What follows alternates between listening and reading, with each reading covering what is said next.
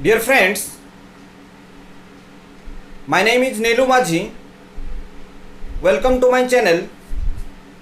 Today I will share what is pronoun. Pronoun कहले कौन? Pronoun बोले आम कहे pronoun जहाँ को ओडिया में कहूचे सर्वनाम पद. ए pronoun गोटे एमिति पद जी कि नाउन रो बदल रे व्यवहार होछि. तो आम जदि पचारिबा what is the definition of pronoun ना pronoun is a word that is use in place of a noun. Pronoun होछि गोटे पद जहा कि इन प्लेस ऑफ नाउन अर्थ नाउन रो प्रति बदल रे जे व्यवहार करा जाए जहाँ को व्यवहार करा जाए ताहा को कह जाए प्रोनाउन. जार ओडिया अर्थ होला सर्वनाम पद.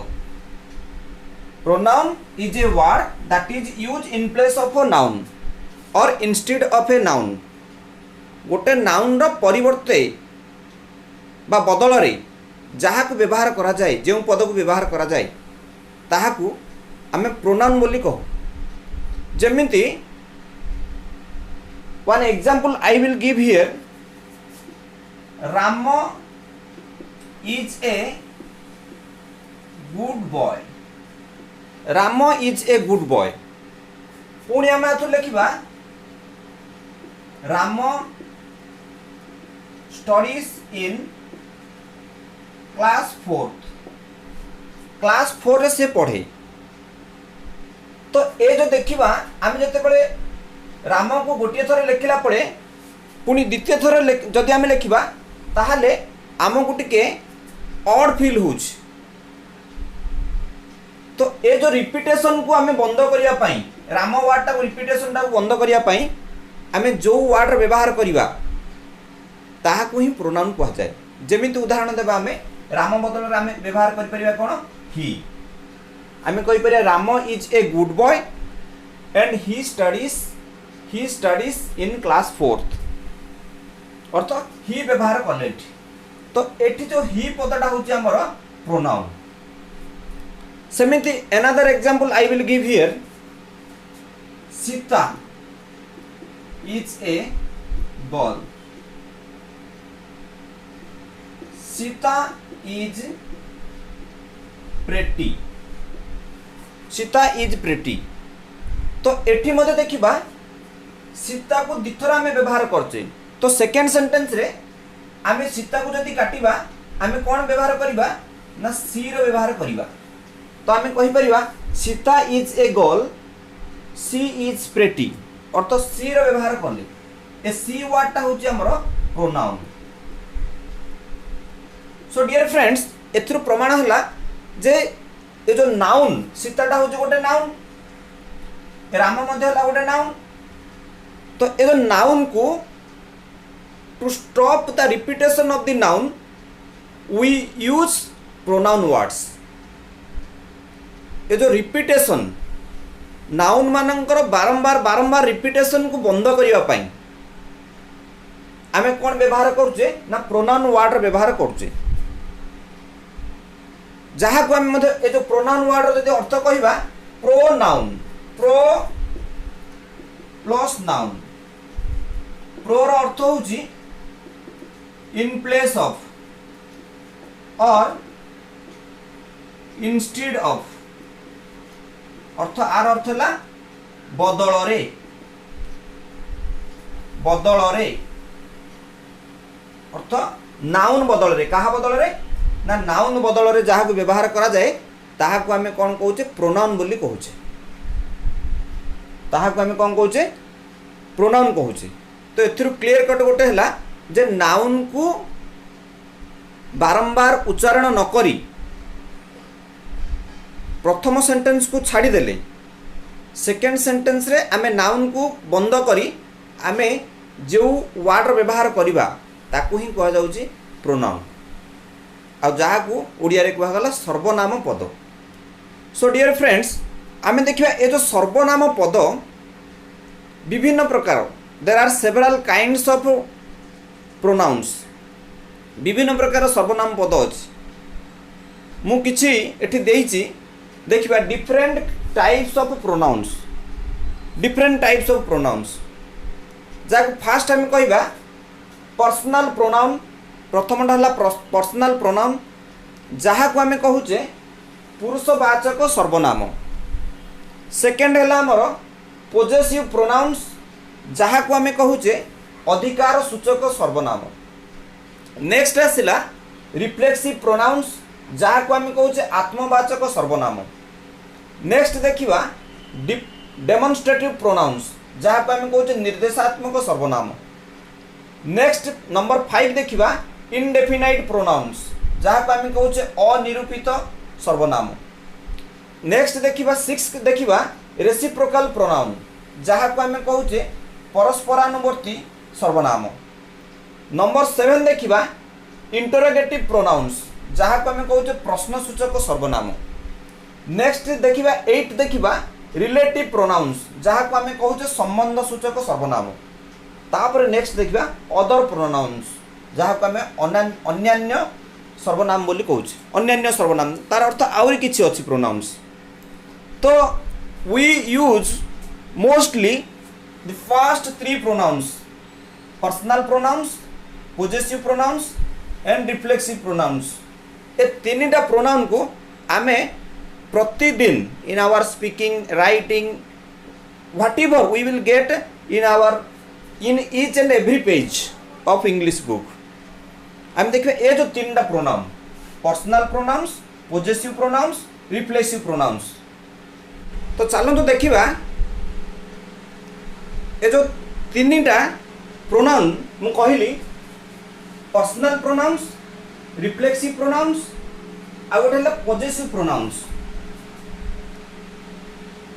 ए जो 3टा प्रोनाउन आमे केमिति तार व्यवहार करिबा देखो आम जो 3टा प्रोनाउन आम धरचे प्रथमे फास्ट पर्सन धरचे सेकेंड पर्सन थर्ड पर्सन प्रथम पुरुष द्वितीय पुरुष तृतीय पुरुष फास्ट पर्सन को आम दीटा कर सिंगुलर प्लूराल फास्ट पर्सन रो सिंगुलर रे कौन होची आई जहाँ को आम सब्जेक्ट रूप व्यवहार करचे तापरे ये जो आईटा को आम ऑब्जेक्ट रूप व्यवहार करचे मी ये जो पर्सनल प्रोनाउंस को आम दी भाग रे व्यक्त करचे गोटे है सब्जेक्ट आ गोटे है ऑब्जेक्ट सब्जेक्ट होची आई ऑब्जेक्ट होची मी सब्जेक्ट रे आई रो अर्थ है मु मी रो अर्थ है मते ठीक सेपरी वी रो अर्थ है आम्भे बा आम्भे माने अज रो अर्थ है आम्भ मानंकु ऑब्जेक्ट अज रो अर्थ है आम्भ मानंकु सेमिति आम देखिए सेकेंड पर्सन सिंगुलर रे गोटे यू अर्थ होची तुमे जन को बुझाऊँ आ गोटे यू अर्थ ऑब्जेक्ट जोड़ा व्यवहार होची ताको हम कहूचे तुमको सेमिति प्लूराल रे कहिबा आमे यू रो अर्थ है तुम्हे माने एठी ऑब्जेक्ट रे व्यवहार ले यू रो अर्थ है तुम्भ मानंकु ही रो अर्थ है से पुल्लिंग हिम रो अर्थ है तांकु पुल्लिंग सी रो अर्थ है एठी सब्जेक्ट रे व्यवहार ले आमे कहूचे से स्त्रीलिंग एठी हर अर्थ है मते तांकु स्त्रीलिंग इट इट अर्थ है एटे यहाँ जहाँ को जार आम लिंग निरूपण करें ना सेठी आम इट व्यवहार करुचे इट अर्थ मध्य ऑब्जेक्ट होची यार यहाँ सेमिति देर अर्थ है प्लूराल ए जो ही सी इट एमानकर प्लूराल होची दे जहाँ को ओडिया आम कहूचे सेमाने देम अर्थ है सेमानंकु तो यहीपरि भाव में आम सब्जेक्ट आउ ऑब्जेक्ट व्यवहार केमिति करिबा जेमिति आम एग्जांपल गोटे देबी सब्जेक्ट ए सब जाक जिन सब्जेक्ट रूप ही इंग्लीश में व्यवहार हम जमी I we you you he she it they एगुड़ी को केवल आम सब्जेक्ट रूप व्यवहार करिपरिबा देखिए प्रथम सेक्शन आम ये जो I we you you he she it they जमी आम देखा आई आम कहले आई गो टू मार्केट मु मार्केट को जाए सेमिति आम कहबा वी आईटा को रूपे आसिला सब्जेक्ट रूपे आसिला ठीक से आम कहि परिबा we play cricket, we play cricket, तो वीटा हमर कोन रूपे आसिला ना सब्जेक्ट रूपे आसिला। ठीक से पर हम देखिबा यू, यू रो अर्थ कोन कहि परिबा, यू आर ए प्लेयर, तुमे जने खिलाड़ी अटो, एठी यूटा मध्ये हमर कोन गोटे ना सब्जेक्ट रूपे व्यवहार हला। सेमिति यू एटा मध्ये सेम आमे प्लुराल रे व्यवहार करछे, यू आर प्लेयर्स, तुमे माने खिलाड़ी अटो। सेमिति करिया ही राइट्स वेल, से भलो लिखे, ही राइट्स वेल, एठी हीटा मध्ये व्यवहार हला को रूपे ना सब्जेक्ट रूपे। सेमिति आमे कहि परिबा सी सिंग्स वेल, से भलो गीत गाए, सीटा हमर मध्ये व्यवहार हला सब्जेक्ट रूपे। ठीक से पर हम देखबा इट इज ए पेन, आमे कहबा यह गोटे पेन अटे, तो ये कोन मध्ये इटिडा व्यवहार हला हमर सब्जेक्ट रूपे। सेमिति दे स्पीक इंग्लिश फ्लुएंटली, से माने इंग्लिश फ्लुएंटली कहंती, तो देटा हमें सब्जेक्ट रूपे व्यवहार करले। तो एथिरो हम सिखिले कोन, ये जो सब्जेक्ट रूपे पर्सनल प्रोनाउन रो ये जो सब्जेक्ट अछि, सब्जेक्ट गुडी का जोड़ा I, we, you, he, she, it, they, ए गुडी का केवल हमें सब्जेक्ट जगह रे ही आमे व्यवहार करि परिबा। ए प्रोनाउन गुडी को केवल आमे सब्जेक्ट जगह रे ही व्यवहार करि परिबा। नेक्स्ट देखिबा हमें ए जो ऑब्जेक्ट रे व्यवहार होउछ, जेमिति आई रो ऑब्जेक्ट फॉर्म होउछ मी, वी रो ऑब्जेक्ट फॉर्म हला अज, यू रो ऑब्जेक्ट फॉर्म हला यू, अर्थ मी रो अर्थ हला मते, अज रो अर्थ हला आम मानंकु, एठे यू रो अर्थ हला तुमको ऑब्जेक्ट रूपे, एठे यू रो प्लुरल फॉर्म होउची यू ऑब्जेक्ट रूपे तुम मानंकु, ही आर ऑब्जेक्ट फॉर्म हिम रो अर्थ हला तांकु। समिति सी एठी हर रो अर्थ हला तांकु, इट एठी ऑब्जेक्ट रूपे इट रो अर्थ हला एहाकु, देम रो अर्थ हला सेमानंकु। सो आमे देखिबा एठी केमिति हम ऑब्जेक्ट रूपे व्यवहार करछि। I will give some examples here. Me, he gave me a pen, से मते गोटे कलम देले, एटी ही हला सब्जेक्ट, गिफ्ट हला हमर वर्ब, मी हला हमर ऑब्जेक्ट। तो ए जे मी पदटा व्यवहार हला को रूपे ना ऑब्जेक्ट रूपे। सेमिति समस्त पद ऑब्जेक्ट रूपे ही व्यवहार हे परिबो। आमे कहि परिबा सेमिति अज he gave us chocolates, से हमकु चॉकलेट देले।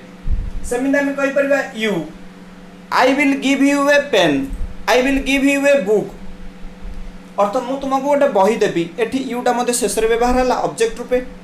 सेमिति हम देखिबा him, they gave him a reward, से माने तांकु गोटे पुरस्कार देले, they gave him a reward. सेमिति हिम डाइटी हमर मते ऑब्जेक्ट रूपे व्यवहार हला।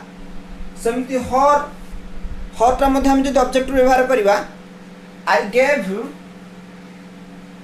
I gave her a book, मु गोटे बही देली, तांकु गोटे बही देली।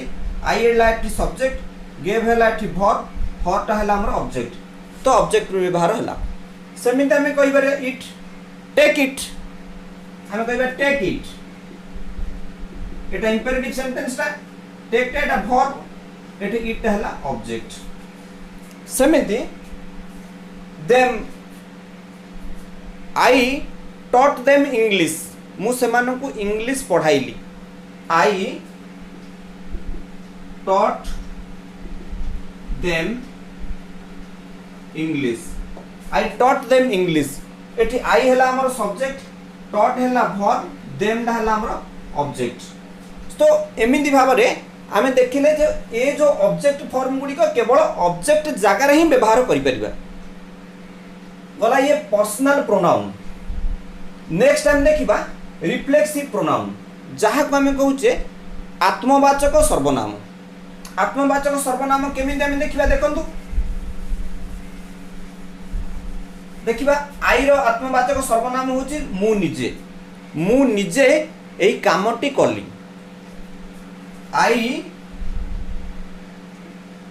डिड द वर्क myself, मु निजे एही कामटी कली। आई अछि तेनु एठी कोन लागिला, myself रे व्यवहार हला। तो ये जो माई सेल्फ वार्डटा आम कहवा रिफ्लेक्सिव प्रोनाउन अर्थ I did the work myself. सेमती आम कहीपर वी रो रिफ्लेक्सिव प्रोनाउन हूँ कौन आवर सेल्फ्स।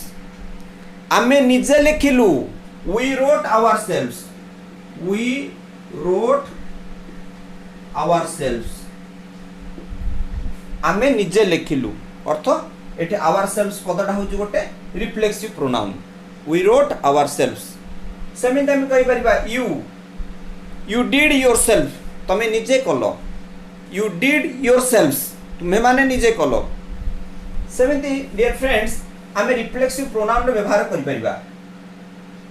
से निजे देले ही गेव, से यह निजे देले ही गेव इट हिमसेल्फ अर्थ से निजे देले।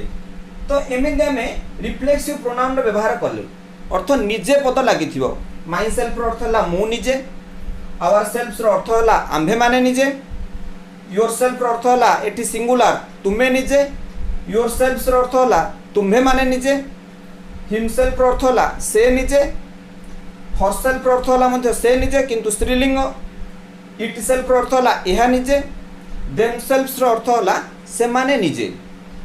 तो एमती भाव में आम देखले रिफ्लेक्सिव प्रोनाउन जहाँ को आम कहले आत्मवाचक सर्वनाम अर्थ ये जो आत्मवाचक सर्वनाम तो आम देखा ये आई अच्छी बोली आम माई सेल्फ लगेगा, जदि ये वी अच्छी तेणु ये आवर सेल्फ लगेले, जदि यू था योर सेल्फ लगे था, सेकेंड जदि आम प्लूराल देखी था यू था योर सेल्फ लगे था, दे थिले देम सेल्फ लगे था, ही थिले हिमसेल्फ लगेगा, सी थिले हरसेल्फ लगेगा। ए प्रकार भाव आम रिफ्लेक्सिव प्रोनाउन बेले बेले ग्रामर में पचारे रिफ्लेक्सिव प्रोनाउन व्यवहार।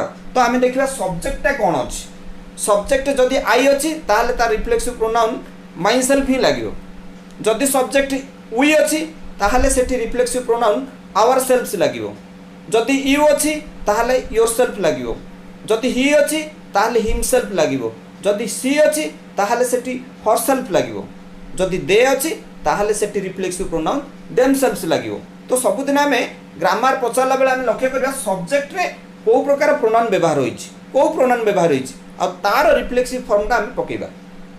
सो नेक्स्ट आम देखिबा पोजेसिव प्रोनाउन्स। सो पोजेसिव प्रोनाउन आम कोन पाइबा डियर फ्रेंड्स, पोजेसिव प्रोनाउन रे आम दी प्रकार जेमिति आम पर्सनल प्रोनाउन को दी भाग व्यक्त करछे सब्जेक्ट आ ऑब्जेक्ट रूपे, सेमिति आम देखिले पोजेसिव प्रोनाउन को मध्ये दी भाग व्यक्त करछे। गोटे है डिटरमिनर आ गोटे है नोमिनल्स। ए जो डिटरमिनर कहले कौन ना ए डिटरमिनरटा जोटा आम कहे एडजेक्टिव फॉर्म बोली कहूचे, जोटा गोटे नाउन रो पूर्व ही आसीबो, जेमिति आम my pen, my book, my shirt, my pant, सेमिति आम ए सब जगह गोटे नाउन रो आ पाखरे गोटे गोटे नाउन पद लागियो समस्त पाखरे। ए जो आवर पाखरे गोटे नाउन पद लागियो, आ पाखरे गोटे नाउन पद लागियो, आ पाखरे गोटे नाउन पद लागियो, आ पाखरे गोटे नाउन पद लागियो, हर पाखरे गोटे नाउन पद लागियो, ए पाखरे गोटे नाउन पद लागियो, ए पाखरे गोटे नाउन पद लागियो। सो एमानक पाखरे गोटे गोटे नाउन पद निहाती लागियो। जेमिति गोटे example I will give some examples here. My,